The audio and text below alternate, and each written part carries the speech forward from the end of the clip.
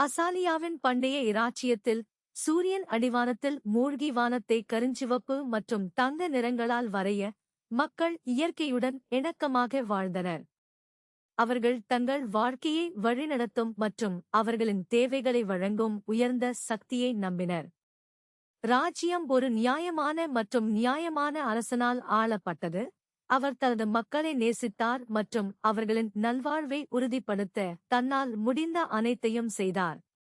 இருப்பினும் ராஜ்யம் பல ஆண்டுகளாக நீடித்த கடுமையான வறட்சியை எதிர்கொண்டது, மேலும் மக்கள் வாழ போராடினர். பயிர்கள் வாடி, ஆறுகள் வறண்டு, போதிய உணவும் தண்ணீரும் இல்லாமல் மக்கள் தவித்தனர். தனது மக்களை காப்பாற்றத் துடித்த அரசன் வறட்சிக்கு தீர்வு காண ராஜ்யத்தில் உள்ள ஞானிகளை அழைத்தான். அவர்கள் தொலைதூரத்தில் தேடி, பண்டைய வேதங்களிலிருந்து பதில்களைத் தேடி, அண்டை நாடுகளுடன் ஆலோசனை நடத்தினர். ஆனால் அவர்கள் என்ன செய்தாலும் வறட்சி மோசமடைவது போல் தோன்றியது, மேலும் மக்கள் நம்பிக்கை இழக்கத் தொடங்கினர். இந்த அவநம்பிக்கையின் நடுவே சோபியா என்ற இளம்பெண் உத்வேகத்தின் கலங்கரை விளக்கமாக நின்றாள்.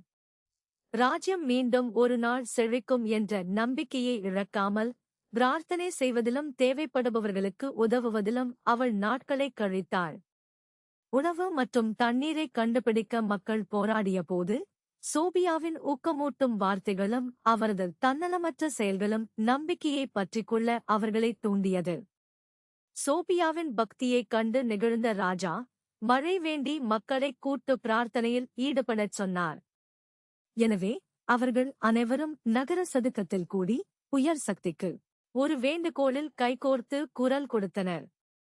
பல வருடங்களாக வறண்டு சாம்பல் நிறமாக இருந்த வானம் மெல்ல இருளத் தொடங்கியது. மெல்லிய மழை பொழிய ஆரம்பித்தது. வறண்டு கிடந்த பூமிக்கு உயிர் கொடுத்தது. மக்கள் மகிழ்ச்சியடைந்த போது தங்கள் பிரார்த்தனைகளுக்கு பதில் கிடைத்ததை அறிந்த சோபியா சிரித்தார். பின்னர் திடீரென்று அது தொடங்கியது. எல்லாம் நின்றுவிட்டது. சோபியா தனது சொந்த நேரத்தில் தன்னைக் கண்டார். ஒரு கல்லூரி மாணவி ஒரு வரலாற்று வகுப்பில் அமர்ந்து, இது ஒரு கனவாக இருந்ததா என்று ஆச்சரியப்பட்டார். ஆனால் பேராசிரியரின் வார்த்தைகள் அவள் மனதில் இன்னும் எதிரொலிக்கின்றன. அசாலியா இராச்சியம் உண்மையில் இருந்ததில்லை.